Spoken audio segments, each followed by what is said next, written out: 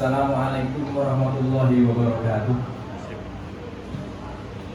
Bismillah, alhamdulillah, wassalatu wassalamu ala rasulillah wa ala alihi wa ashabihi wa man tabi'ahu ba'du.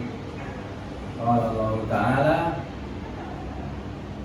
walillahi 'alan nasi hajjul baiti man istata'a ilaihi sabila. Wa qala aidan, al-hajju ashhurun ma'lumat faman farada fihi al-hajja wala rafatha wala fusuqa wala jidala fil hajj.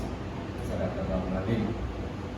Qala Rasulullah sallallahu alaihi wa alihi wasallam, khudhu anni manasikakum.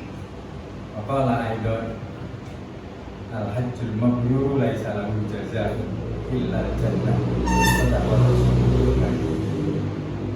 Ibu-ibu, bapak-bapak rahimakumullah, alhamdulillah kita bertemu kembali di manasik kali ini yang mungkin tidak ada hubungannya dengan ibadah ini materinya Bapak Ibu, tetapi mudah-mudahan bermanfaat nanti ketika kita berada di sana.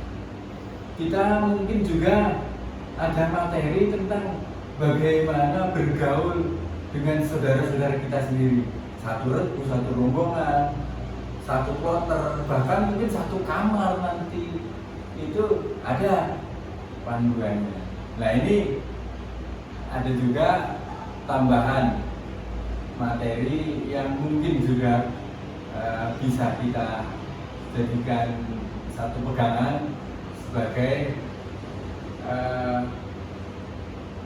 orang yang ketika berada di luar budaya kita, itu kita bisa membuat atau mengerti bagaimana kita harus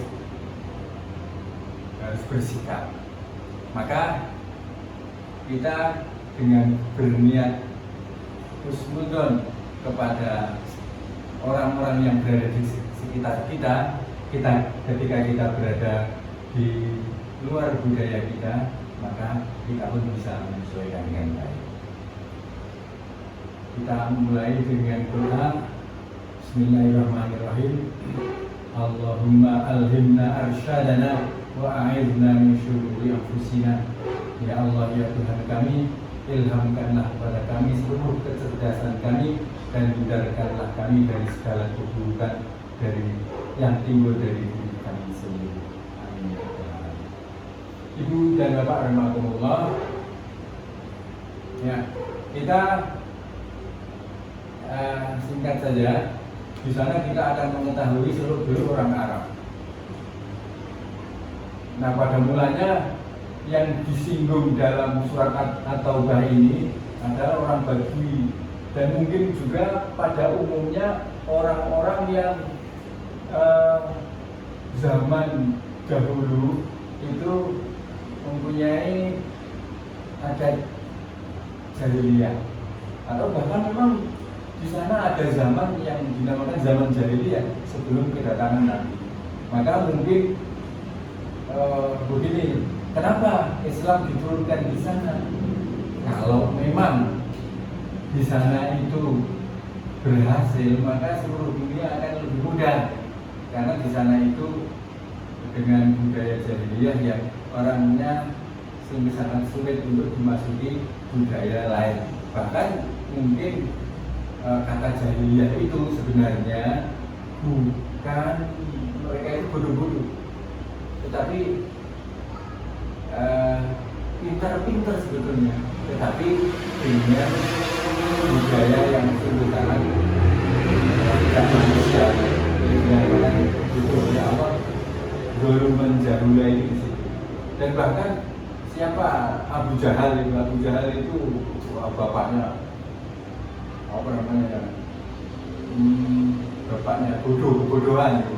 Tetapi sebetulnya orang pintar, orang terhormat dan orang hebat, karena dia orang kaya dan keturunannya orang baik serta kaya raya.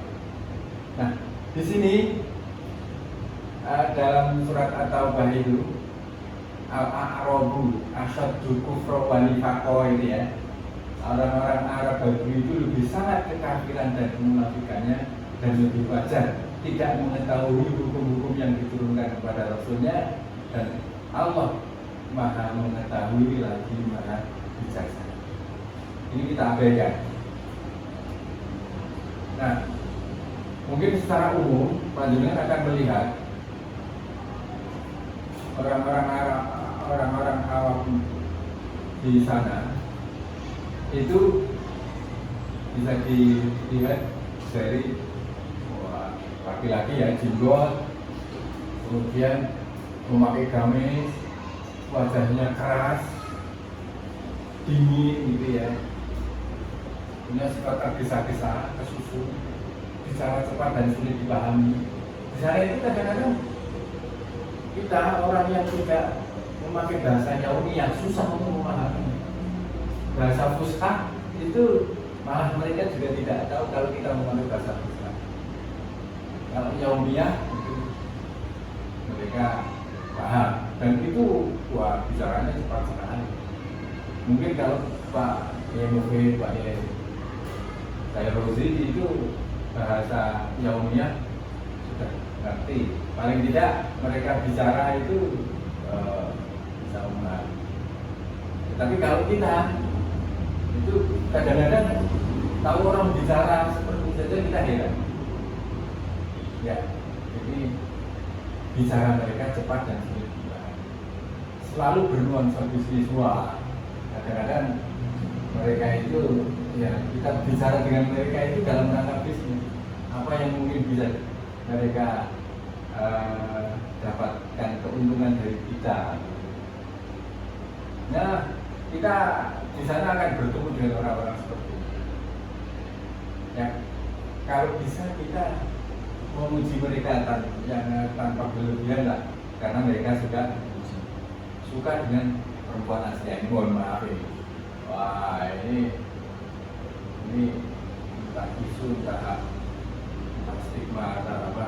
Tapi jangan pertimbangan ini yang terakhir. Begitu ya Pak Mahid ya. Ya. Kemudian gimana cara nyerateni? Ini kita menyesuaikan namanya. Nyerateni petugas bandara, iya, petugas makta, petugas pemondokan, petugas rumah sakit, supir bis, supir taksi, angkutan umum, petugas konsumsi, dapur umum di Arafah dan di Mina, kuli gitu ya, baik di hotel maupun nanti di mana saja, di bandara, pedagang dan anak-anak. Ya, kita mulai dari petugas bandara. Kita bacakan saja. Mereka mengharapkan kita tertib dan cepat. Kalau kita memohon pelayanan mereka, maka ketua regu dan ketua rombongan hendaknya dapat mengatur jamaahnya dengan tertib walaupun dalam keadaan lelah. Nih, ya kita di bandara seperti itu. Maka kita di bandara hendaknya bisa istirahat supaya ketika kita di bandara sudah fresh. Jamaah laki-laki dan perempuan diarahkan sesuai dengan pintu masing-masing. Kata kuncinya adalah sabar dan tertib. Kalau kita ingin menyesuaikan bagaimana kita berada di bandara dan kita bisa mengetahui apa harapan dari petugas bandara, ya seperti ini.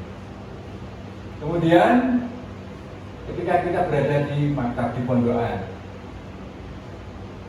ya, mereka mengharapkan administrasi jamaah telah disesuaikan dengan rombongan dari guru. Ini untuk para petugas ini. Ini harus sudah fit. Ya, data ini sudah fit. Maka ketua regu dan ketua rombongan mengenali nama-nama jamaah bila berhubungan dengan maktab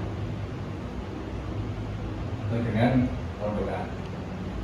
Ini harus mengenali itu supaya nanti yang mudah petugas maktab itu akan mengerti, akan memahami apa yang kita butuhkan. Usahakan komunikasi efektif walaupun dengan bahasa campuran bahasa Indonesia dan bahasa Arab atau mungkin juga bahasa Inggris. Biasanya mereka belajar bahasa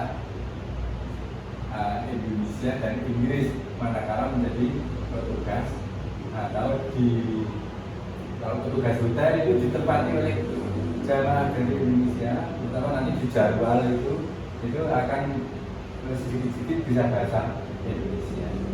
Tetapi mereka akan lebih mengerti dengan bahasa Inggris. Ya, berbahagia nanti kalau berbahasa Inggris bisa berkomunikasi dengan mereka. Kata kuncinya adalah komunikasi. Kita memperkaya diri untuk bisa berkomunikasi. Ini caranya berkomunikasi yang baik dan efektif. Oke, ya, petugas pemondokan, ya hampir sama ini. Mereka mengharapkan jamaah kita tertib, menjaga kebersihan dan menggunakan fasilitas pemondokan sesuai dengan fungsinya. Oh ya, ini ketika kita berada di hotel pemondokan, itu ya seperti ini yang mereka harapkan. Mereka nggak usah banyak ngomong, itu mereka dengan sendirinya sudah senyum-senyum.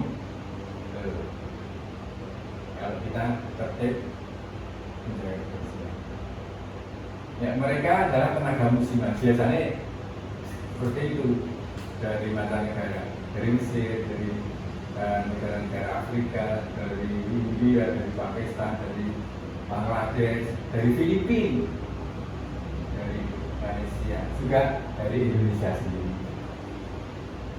Ya, beruntunglah kalau ada petugas dari Indonesia kita bisa berkomunikasi dengan baik. Nah, mereka adalah tenaga. Ajaklah mereka bicara soal keamanan dan kebersihan. Keamanan itu penting. Kadang-kadang kita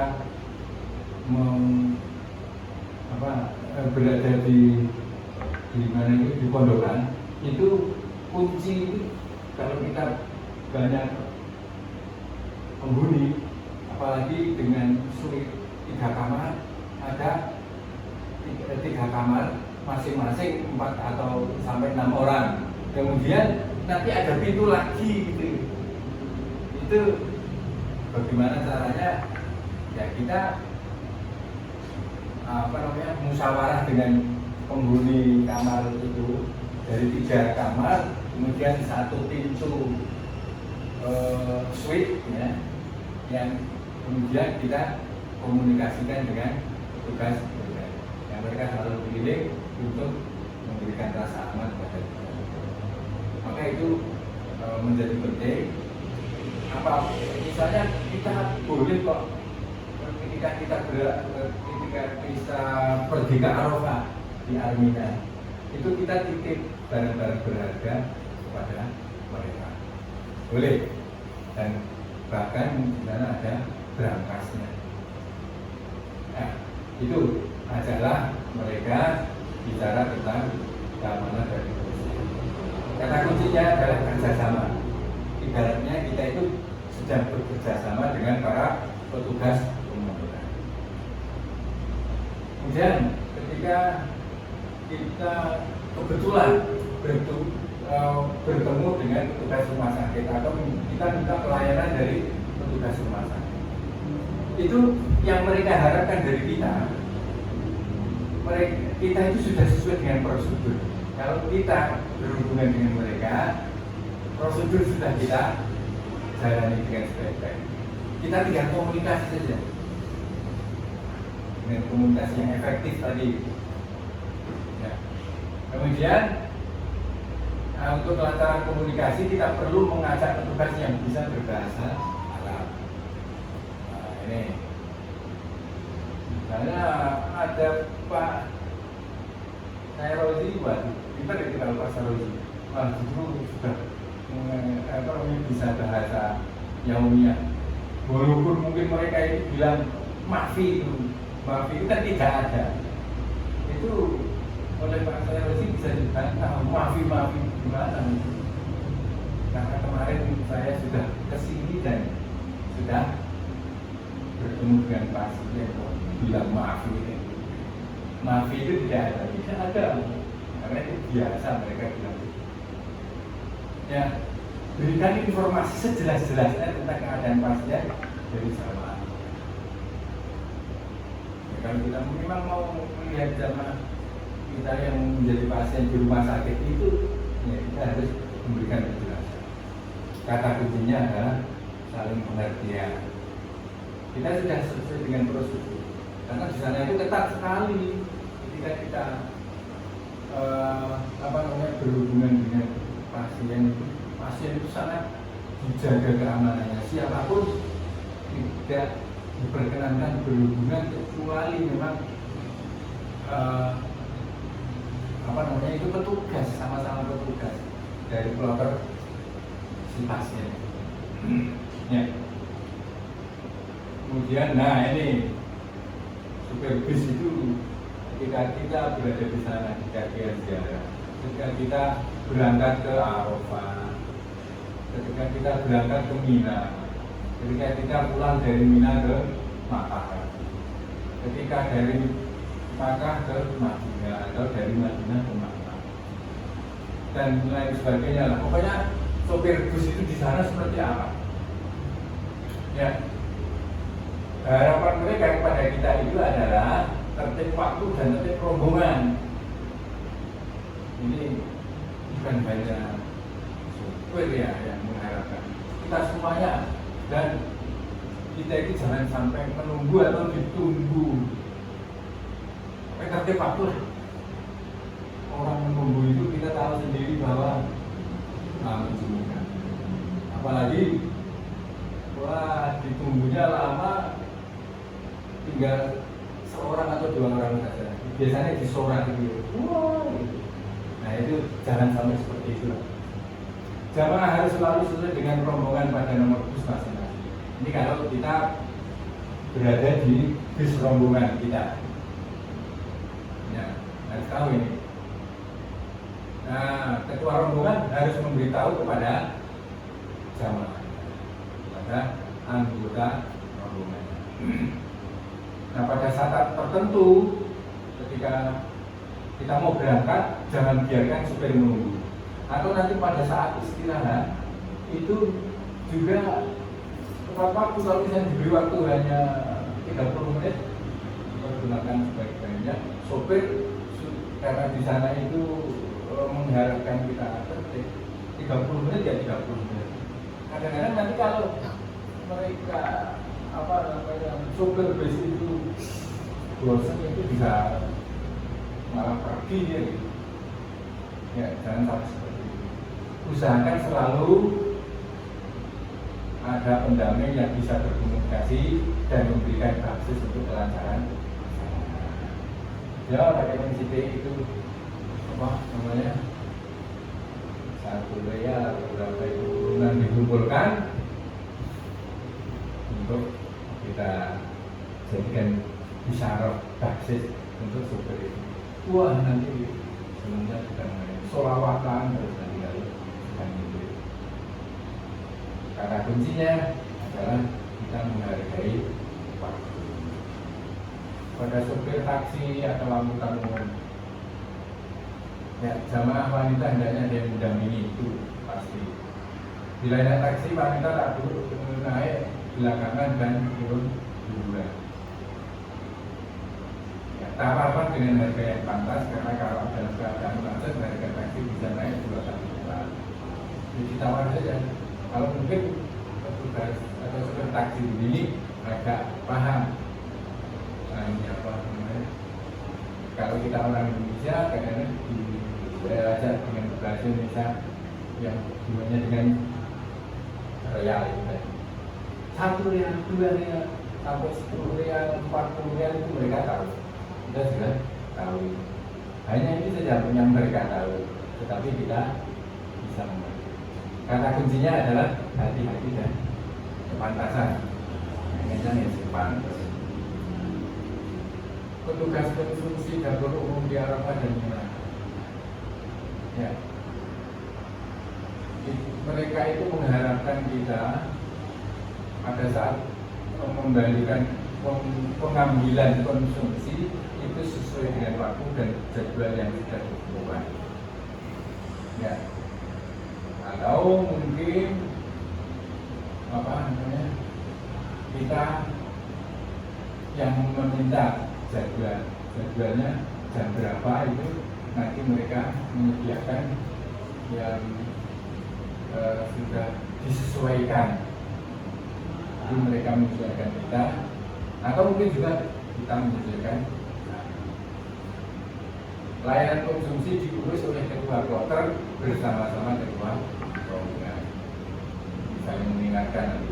Di mana saja, bukan hanya di Arafah dan Mina, tapi selama di Makkah, selama di Madinah itu sama. Harus diurus oleh ketua kloter bersama-sama dengan ketua rombongan. Dan pengambilan jatah makanan selalu ditentukan dengan jumlah sama. Nah, ini pasti.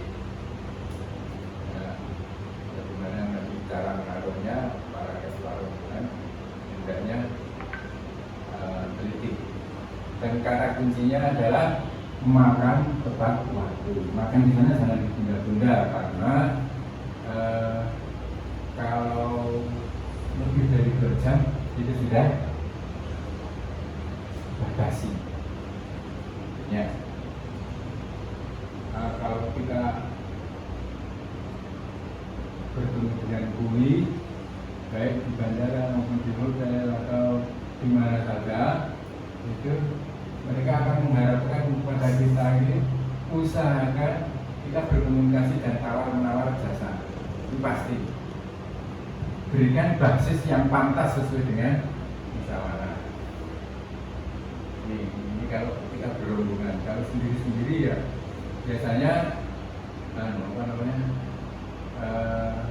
dengan tawar-menawar 5 rial atau 2 rial. Jadi membawakan dari mana, dari luar sampai ke dalam hotel. Itu bisa jadi mereka akan menawar 2 rial, 5 rial. Kita menawar lagi 3 rial. Mungkin mereka bisa komunikasi seperti itu.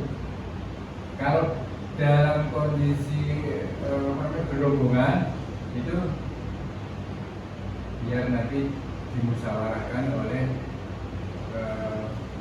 ketua-ketua rombongan dan nanti akan diinformasikan kepada ketua rombongan. Ini cara menawarkan cara kerja mereka untuk menjaga barang-barang tas jamaah dan pastikan tidak ada yang besar. Ya, itu dikomunikasikan supaya barang-barang kita tidak besar. Jangan sampai mereka tersinggung perasaannya. Ya, kita tahu bagaimana perasaan mereka. Sudah lelah itu, apalagi sudah kloter-kloter terakhir itu mereka sudah lelah. Ini jangan sampai tersinggung. Sakit. Ya. Dan kemudian kata kuncinya adalah kita memberikan perhatian pada pedagang. Pedagang pada umumnya adalah laki-laki. Bila perempuan berbelanja hendaknya dengan rombongan atau dengan mobil. Kami itu terganggu. Kemudian adakan tawar-menawar, jangan sampai kemahalan. Maka sebaiknya bila berbelanja mengajak teman yang berpengalaman. Ya, ibu, terutama ibu-ibu itu, ibu kan yang suka belanja. Kemudian harus berarti ya selesai. Itu selalu harus hati-hati juga. Kemudian selanjutnya sebaiknya berbelanja pada saat tidak terlalu ramai. Nah, pas banyak pembeli itu jangan masuk dulu. Nanti kalau sudah ada, ya tahu memilih toko yang tidak terlalu ramai. Kata kuncinya adalah saling menguntungkan. Dengan pedagang itu mereka untung, kita dengan anak-anak ini, ya dengan anak-anak di sana, sapalah dengan di sana. Assalamualaikum. Kadang-kadang anak-anak di sana itu mengganggu kita. Ya. Maka kita sebelum mereka itu mengganggu kita, mengganggunya itu mengganggu gurau begitu, tapi kadang-kadang kan berrelasi. Mereka sudah tahu kalau kita itu dicablik bokongnya senang, tiba-tiba nyablik bokong. Nah, itu adalah anak-anak. Mereka tidak tahu, mereka ingin bercanda dengan kita, tapi tidak bisa tersinggung karena anak-anak. Jangan ujilah dengan kata jamil atau jamil. Jamil, cantik. Itu kalau kita sudah mendahului begitu, kadang-kadang mereka menjadi apa namanya, santun sekali. Jangan biarkan mereka tidak sopan dengan cara mengganti. Nah, jangan biarkan mereka tidak sopan kepada kita. Caranya bagaimana? Ya, kita pegang pundaknya atau diusap, senang dia. Dan itu tadi kita puji dengan kata-kata kata kuncinya adalah ya, kalau pas di bulan-bulan haji itu kan anak-anak di sana rally, maka kadang-kadang mereka jika diajak oleh orang tuanya atau mereka secara berombongan itu main-main baik di masjid maupun di halaman masjid itu, kadang-kadang tanya anak-anak. Atau kalau pada malam hari itu di tempat-tempat lapang mereka suka bermain sepak bola atau bermain apa. Ya, itu bagaimana supaya kita bisa menyesuaikan diri dengan orang-orang yang berhubungan dengan kita ketika kita berada di tanah suci. Yang mudah-mudahan bermanfaat. Ini selingan saja sifatnya, maka apabila ini bermanfaat, ya monggo untuk dijadikan satu hal yang menurut kita baik, manfaat, dan kita bisa juga terhindar dari hal-hal yang negatif yang akan mengurangi nilai kebaikan kita ketika kita. Karena kita ini menjadi tamu yang baik bagi Allah Subhanahu wa Ta'ala. Wa'alaikum warahmatullahi wabarakatuh. Assalamualaikum warahmatullahi wabarakatuh.